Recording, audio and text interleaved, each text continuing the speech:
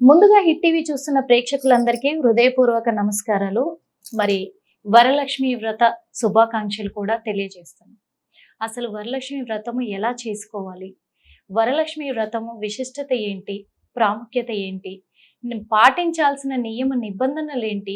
ఇవన్నీ కూడా మా హిట్ టీవీ ప్రేక్షకుల కొరకు వివరించడానికి ఇప్పుడు మనతో పాటు ఉన్నారు ప్రముఖ జ్యోతిష్యులు, వాస్తు శాస్త్ర పండితులు డాక్టర్ శివ సుధీర్ శర్మ గారు ఉన్నారు. వాళ్ళని అడిగి తెలుసుకుందాము పూర్తిగా కూడా. నమస్తే గురువు గారు. శ్రీమాత్రే నమః. శ్రీ గురుభ్యో నమః. అయినప్పటికీ కూడా శ్రావణ మాసం అనగానే అందరికీ గుర్తొచ్చేది వరలక్ష్మి వ్రతం మాత్రమే గుర్తొస్తుంది. ఈ శ్రావణ మాసం కేవలం వరలక్ష్మి వ్రతానికే పరిమితం అంటారా? ఇంకా శ్రావణ మాసంలో ఉన్న ప్రత్యేకతలు ఏంటంటారు? ముఖ్యంగా నాన్న శ్రావణ మాసం చాలా విశేషమైనటువంటి రోజులు. శ్రావణ మాసంలో పౌర్ణమి రోజున శ్రవణ నక్షత్రం వస్తుంది కాబట్టి ఈ మాసానికి శ్రావణ మాసం. శ్రవణ నక్షత్రంలో ఎవరు పుట్టారు ముఖ్యంగా అని చూసుకుంటే వెంకటేశ్వర స్వామి వారి జన్మ నక్షత్రం. అవునా? విష్ణుమూర్తికి చాలా ప్రీతికరమైనటువంటి మాసం. వరలక్ష్మీ వ్రతం కాకుండా ప్రతి శుక్రవారం కూడా లక్ష్మీదేవికి చాలా ప్రీతికరమైనటువంటి మాసం. దాంతోపాటుగా శ్రావణ సోమవారాలు అని చెప్పి ఈశ్వరుడికి చేస్తారు. సోమవారాలు మనం కార్తీక సోమవారాలు ఎక్కువ చేస్తాం. అవునా? కార్తీక మాసంలో కార్తీక సోమవారాలు, నాగపంచమి అని, గరుడ పంచమి అని చెప్పి ఇట్లా చేస్తూ ఉంటాం మనం. అవునా? కానీ శ్రావణ మాసం ఎందుకు వచ్చింది మనకి? అసలు శ్రావణ మాసంలో ఈశ్వరుడు పూజ ఎందుకు చేయాలి? ఈ నాగుల చవితి అనేటువంటిది ఎందుకు వచ్చింది? నాగపంచమి ఎందుకు వచ్చింది అనేటువంటి విషయానికి వస్తే, శ్రావణ పౌర్ణమి రోజున శ్రవణ నక్షత్రం వస్తుందని చెప్తున్నాను కదా. అట్లాగే కార్తీక మాసంలో కార్తీక పౌర్ణమికి కృత్తికా నక్షత్రం వస్తుంది. కృత్తికా నక్షత్రం కాబట్టి కృత్తికా నక్షత్రానికి అధిపతి ఎవరు అంటే రవి, సూర్యుడు. శ్రవణ నక్షత్రానికి అధిపతి ఎవరు అంటే చంద్రుడు. ఇది చంద్రమాసం, అది రవి మాసం. అవునా? ఇక్కడ చూడండి, నార్త్ ఇండియన్స్ శ్రావణ మాసంలో శివుడికి ఎక్కువ పూజ చేస్తారు. మనం కార్తీక మాసంలో ఎక్కువ పూజ చేస్తాం సౌత్ ఇండియన్స్. ఎందువల్ల అంటే మనది ఏదైనా ముహూర్తం రాసేటప్పుడు చూడండి, స్వస్తి శ్రీ చాంద్రమానేనా అని రాస్తాం కదా. మనది చాంద్రమానం. నార్త్ ఇండియన్స్ది, ఉత్తర భారతదేశీయులది సౌరమానం అంటారు. సూర్యుడిని ప్రధానంగా తీసుకుంటారు వాళ్ళు. వాళ్ళకి మనం ఏం చేస్తాం? అమావాస్య నుంచి అమావాస్య వరకు నెల నాన్న, మధ్యలో పౌర్ణమి వస్తుంది, మనం పూజ చేస్తాం. వాళ్ళకి పౌర్ణమి నుంచి పౌర్ణమి నెల, మధ్యలో అమావాస్య వస్తుంది. మనం మనది చాంద్రమానం, వాళ్ళది సౌరమానం. అంటే సూర్యుడిని ప్రధానంగా చూస్తారు, మనం చంద్రుడిని ప్రధానంగా చూస్తాం. మనం చంద్రుని ప్రధానంగా చూస్తాం కాబట్టి రవి మాసం, ఏదైతే రవి అధిపతిగా ఉన్నటువంటి మాసం కార్తీక మాసం ఉందో అక్కడ శివుణ్ణి పూజ చేస్తాం. వాళ్ళది సౌరమానం కాబట్టి చంద్రుడు అధిపతిగా ఉన్నటువంటి శ్రావణ మాసంలో శివుని పూజ చేస్తారు వాళ్ళు. ఉత్తరం దక్షిణం ఎదురెదురు ధ్రువాలు కదా, ఎదురెదురు దిక్కులు కదా, అందుకని రివర్స్ లో ఉంటుంది. ఎందుకంటే అక్కడ వాళ్ళ కోపం కూడా ఎక్కువ. చాలా. మీరు కాశీ, ఉత్తర భారతదేశం ఇటు వైపు వెళ్ళండి, శ్రావణ మాసంలో శివాలయాలన్నీ కిటకిటలు ఆడిపోతుంటాయి నార్త్ ఇండియన్స్తో. కార్తీక మాసం కేవలం మన దక్షిణ భారతదేశీయులు మాత్రమే వెళ్తూ ఉంటారు. కాశీ కానివ్వండి, త్రయంబకేశ్వరం ఇట్లాంటి ఉత్తర భారతదేశంలో ఉన్నటువంటి ఆలయాలకి మన తెలుగు వాళ్ళు, మన తెలుగు రాష్ట్రాల వాళ్ళు, దక్షిణ భారతదేశ రాష్ట్రాల వాళ్ళు ఎప్పుడు వెళ్తారు అంటే కార్తీక మాసంలో వెళ్తారు. శ్రావణ మాసంలో చేస్తుంటారు వాళ్ళు. మనకి కార్తీక మాసం చీకటి మాసం అయితే వాళ్ళకి చంద్రుడు ఉన్నటువంటి శ్రావణ మాసం చీకటి మాసం వాళ్ళకి. కాబట్టి శివుడిని పూజ చేస్తూ ఉంటారు. చిమ్మ చీకట్లో కూడా మన కాపాడేవాడు ఎవడు అంటే శివుడే కదా. కాబట్టి వాళ్ళకి చీకటి మాసం కదా ఇది, అందుకని శివుని పూజ చేస్తారు. శ్రావణ సోమవార వ్రతములు అని చెప్పి చేస్తూ ఉంటారు. అలాగే శ్రవణ నక్షత్రం పౌర్ణమి రోజు వచ్చింది, వెంకటేశ్వర స్వామి వారి జన్మ నక్షత్రం వచ్చింది కాబట్టి దీంట్లో శ్రావణ 7 శనివారాల వ్రతం అని చెప్పి ఒకటి చేస్తారు. 7 శనివారాల వ్రతం వెంకటేశ్వర స్వామి వారికి చేస్తారు. వరలక్ష్మి వ్రతం లక్ష్మి శుక్రవారం అమ్మవారికి చేస్తూ ఉంటాం. శ్రావణ మంగళగౌరీ వ్రతం అని చెప్పి ఒకటి ఉంటుంది, మంగళవారాలు చేస్తూ ఉంటారు. ఇక్కడ దీంట్లో చాలా మంది కూడా ఏంటంటే మాకు సంప్రదాయం లేదండి, మాకు ఆనవాయితీ లేదండి, ఏదైనా మా వంక దొరకనమ్మ డొంక పట్టుకొని తిరిగిందని. ఇవన్నీ వంకలు తప్పితే ఏమీ లేవు నాన్న. హిందూ ధర్మం, శాస్త్రం బ్రాహ్మడికైనా ఎవరికైనా అందరికీ ఒకటే, దాంట్లో ఏమాత్రం కూడా సంశయం లేదు. ఇవి చెయ్యలేక కొంతమంది వదిలించుకొని అంటుంటారు గురుగారు. ఎందుకంటే ఎప్పుడు మేము చేయలేదు, మాకు వంతన లేదు అంటారు, మా వంశంలో లేదు అంటారు, ఎప్పుడు చేయలేదు, మాకు ఈ ఆనవాయితీ లేదు అంటూ ఉంటారు. అంటే అమ్మవారి వ్రతానికి ఆనవాయితీ అవసరం అంటారా? ఇప్పుడు చెప్తానన్నా, పుట్టినరోజులు కేకులు కట్ చేయడం ఆనవాయితీ ఎక్కడి నుంచి వచ్చింది నాన్న? నిజమే. క్యాండిల్స్ ఊదడం ఎక్కడి నుంచి వచ్చింది నాన్న? అవును. ఎవడో ఇస్తే నువ్వు తెచ్చుకున్నావుగా, నీకున్నది వదిలేస్తున్నావు, ఎవడో ఇచ్చిన సంస్కృతిని తెచ్చుకుంటున్నావు. ఇది వాస్తవం. అవునా? నిజం. మరి అది నువ్వు చేస్తున్నప్పుడు ఇది నువ్వు ఎందుకు చేయకూడదు? అసలు నీ సొంత ధర్మాన్ని నువ్వు వదిలిపెట్టి పరధర్మాన్ని పట్టుకొని ఇది చేస్తూ ఉన్నావు. పుట్టినరోజు రోజున ఎవరన్నా దీపాలు వెలిగిస్తారు, ఆర్పకూడదు అంటారు. నిజమే, అది ఊదుతూ నిజమేనా? ఉంటారు. నిజంగా స్వామి. ఇక్కడ చైనాలో కూడా ఒక సిస్టమ్ ఉంటుంది నాన్న. చైనాలో పుట్టినరోజు రాగానే క్యాండిల్స్ వెలిగించి ఎన్నో సంవత్సరం అయితే అన్ని క్యాండిల్స్ వెలిగిస్తారు. వాళ్ళు ఊదరు, ఆర్పరు, కూర్చొని కాసేపు ఏడుస్తారట. మంచిది నిజంగా. దేనికి? పుట్టినరోజు రోజున ఏడవలసిన పని ఏంటి? ఇప్పుడు నేను అనుకున్నాను అన్న, 45 ఏళ్ళు వచ్చినాయి, 45 ఏళ్ళు వచ్చినాయి, ఏం సాధించి వచ్చాను నా జీవితంలో, ఇంకా ఏదో సాధించాల్సింది చాలా ఉంది, ఏం సాధించలేకపోయాను అని చెప్పి ఏడుస్తారట. అర్థం? అది మంచి పనే కదా. వాడు వాళ్ళు ఇది పరివర్తన యోగం కలిగితే మంచిగానే ఉంటుంది. కానీ మన రాష్ట్రంలో, మన దేశంలో మాత్రం కలగదు కదా స్వామి. అస్సలు పొర్రపాటున కూడా పక్క వాళ్ళది మన కంచంలో వేసుకొని తింటాం తప్పితే మన ఇంట్లో వాళ్ళు వండింది మాత్రం మనం తినం. స్వధర్మో నిధనం శ్రేయ పరధర్మో భయావహ అని చెప్పి శాస్త్రం చెబుతూనే ఉంది. నీ సొంత ధర్మం నీ సొంత ఇంటి లాంటిది. పరధర్మం అనేటువంటిది ఎప్పుడు కూడా పక్క వాళ్ళ ఇంట్లో పోతే భయపడుతూనే ఉంటాం. పూర్తిగా మన చైర్ కూడా ఆక్యుపై చేసుకుని కూర్చోం. అవునా? పక్క వాళ్ళ ఇంటికి పోతే మన ఇంట్లో మనం ఎంత దర్జాగా కూర్చుంటాం. స్వధర్మం మన ఇంట్లో మన కుర్చీలో కూర్చున్న లాంటిది. పరధర్మం అనేది పక్క వాళ్ళ ఇంటికి వెళ్తే భయపడుతూ చెప్పండి సార్ అని చెప్పి కూర్చుంటాం చూడండి, అలాంటిది పరధర్మం. పరధర్మాన్ని మాత్రం బాగా పాటిస్తూ ఉన్నారు, స్వధర్మాన్ని మాత్రం వదిలేస్తూ ఉన్నారు. కాబట్టి దయచేసి స్వధర్మాన్ని పాటించండి. అమ్మని అమ్మ అని పిలవండి. మమ్మీలు డాడీలు ఇవన్నీ తీసి పక్కన పెట్టండి. అవునా?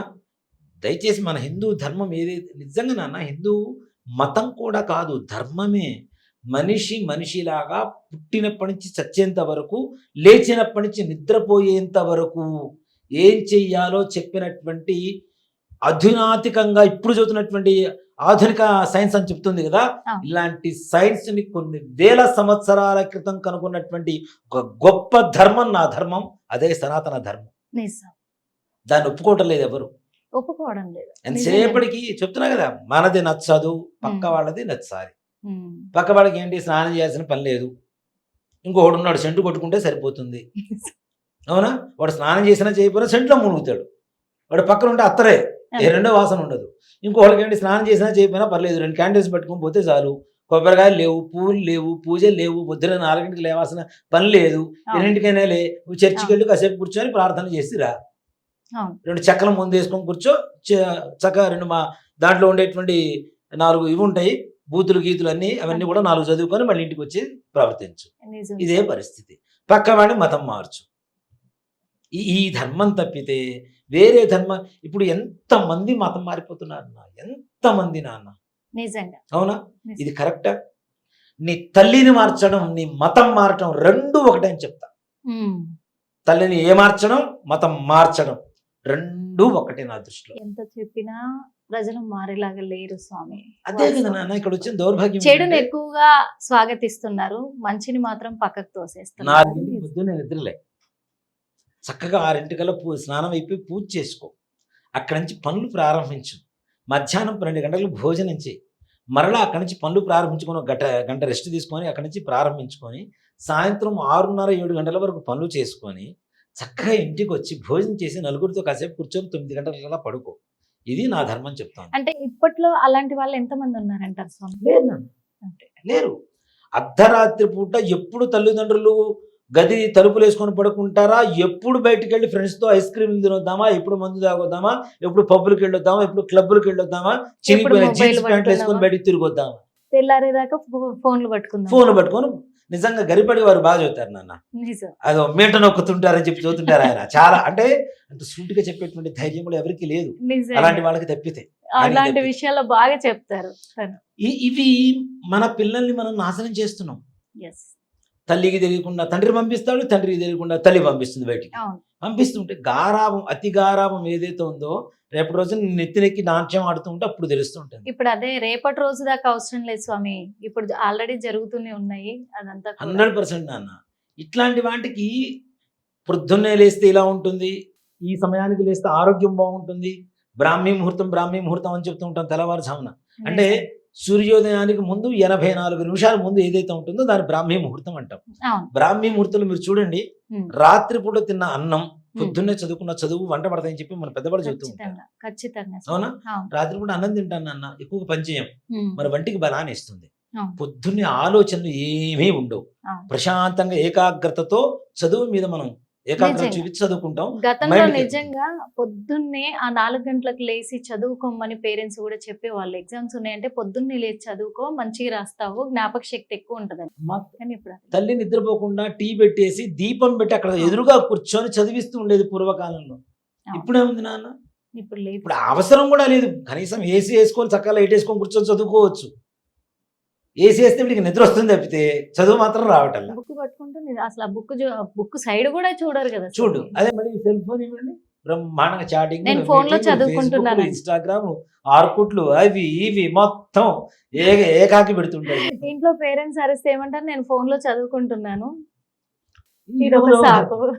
నాకు నేను మొన్న మధ్యాహ్నం ఒక అమ్మాయి కలిసింది నాన్న, ఒక చోట ఇంటి వేరే వాళ్ళ ఇంటికి వెళ్తే కలిసింది. సరే. అమ్మాయి ఇంట్లో వాళ్ళు అరుస్తున్నారు, తిడుతున్నారు. ఏమని అరుస్తున్నారు? నీకు ఫోన్ ఇస్తే నువ్వు పాడైపోతున్నావు, నువ్వు వేరే ఇది చేసుకుంటున్నావు. నేను నీట్ రాస్తాను, ఫోన్ ఇస్తే నీట్ రాస్తా, దాంట్లో చదువుకుంటా. అవును. ఫోన్ ఇస్తే ఏం చేస్తుంది? చదువు తీసి అడకెక్కిస్తుంది, చాటింగ్ చేసుకుంటూ కూర్చుంది. నిజంగా స్వామి, అది ఎన్నో జరుగుతున్నాయి. అలాగే కదా స్వామి, ఇప్పుడు ఆత్మహత్యలు, హత్యలు ఇవన్నీ కూడా జరుగుతూ ఉన్నాయి. నిజంగా నన్ను ఒక మాట చెప్తా, పెద్దవాళ్ళని మనం కోల్పోతున్నాం. ఉమ్. ఫస్ట్ ఉమ్. పెద్దవాళ్ళు ఆ అంటే ఆ తరంలో ఉన్నటువంటి మధుర జ్ఞాపకాలు, వాళ్ళ దగ్గర ఉన్నటువంటి విద్య, సంస్కృతి, సంప్రదాయాలు పిల్లలకు చెప్పేటువంటి అవకాశం ఇవ్వ లేకుండా వీళ్ళని తీసుకెళ్ళి వృద్ధాశ్రమంలో పడేస్తున్నాం. వాళ్ళు చనిపోతున్నారు. వాళ్ళు చనిపోయిన తర్వాత సింపుల్గా కూడా మాట చెప్తానన్నా, మీ ఇంటి పెద్ద ఒకళ్ళు పోతున్నారు అంటే మీ ఇంట్లో ఒక గ్రంథాలయం పోతుందని మర్చిపోకండి. నిజంగా. ఒక లైబ్రరీ ఇంట్లోంచి వెళ్ళిపోతోంది. నిజంగా.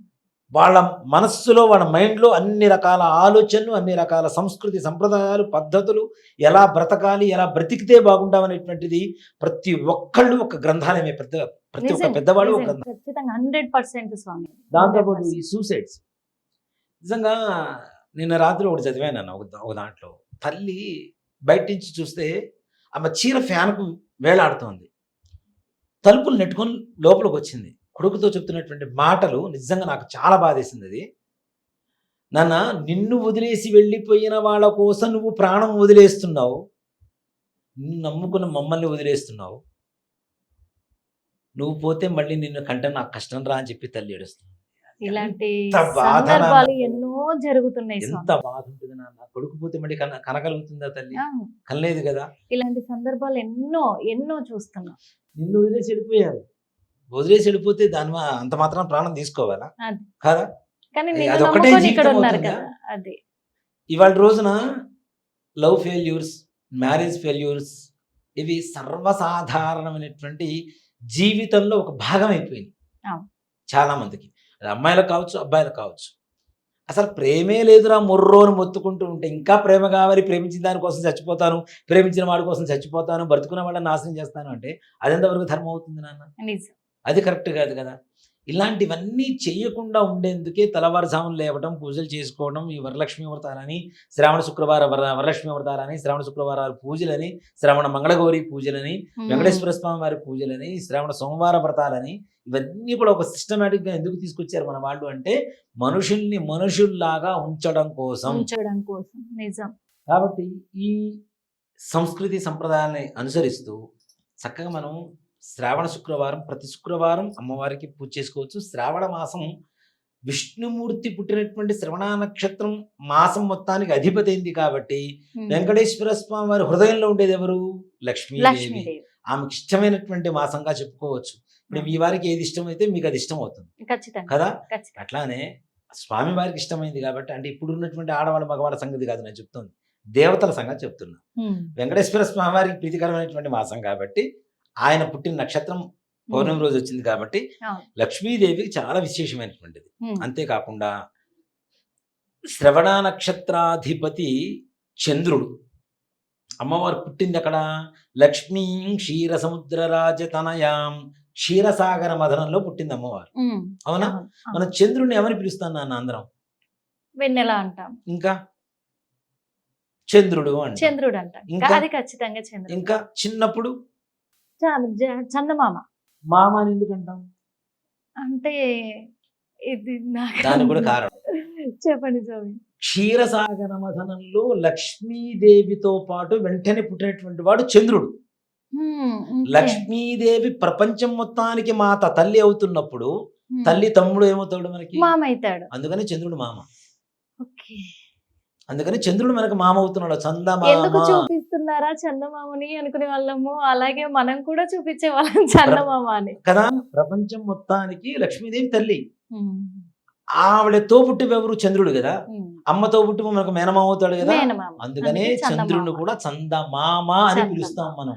ఉమ్, అంత గొప్పది చంద్రుడు మాసంగా. కాబట్టి అందులో అమ్మవారు పుట్టింది. చంద్రుడు అనేది ఈ పాలు ఇవన్నీ ఉంటాయి చూడండి నాన్న. ఉమ్, పాలకు సంబంధించినటువంటి అధిపతి ఎవరంటే చంద్రుడు. మళ్ళీ ఉమ్, అమ్మవారు పుట్టింది అక్కడ క్షీరసాగర మదనంలో. అవును. అవునా? క్షీరసాగరంలో పుట్టింది అమ్మవారు. ఉమ్, కాబట్టి చంద్రుడికి ఎంత ప్రీతికరమైనటువంటి మాసమో, శివుడికి ఎంత ప్రీతికరమైనటువంటి మాసమో, విష్ణుమూర్తికి ఎంత ప్రీతికరమైనటువంటి మాసమో, అలాగే మంగళ గౌరీదేవికి ఎంత ప్రీతికరమైనటువంటి మాసమో, లక్ష్మీదేవికి కూడా అంతకు మించి ప్రీతికరమైనటువంటి మాసంగా ఈ యొక్క శ్రావణ శ్రావణ మాసాన్ని మాసం. చెప్పుకుంటూ ఉంటాం. ఉమ్, శ్రావణ శుక్రవారం రోజున వ్రతం చేసేటువంటి వాళ్ళు పొద్దున్నే నిద్ర లేవాలి.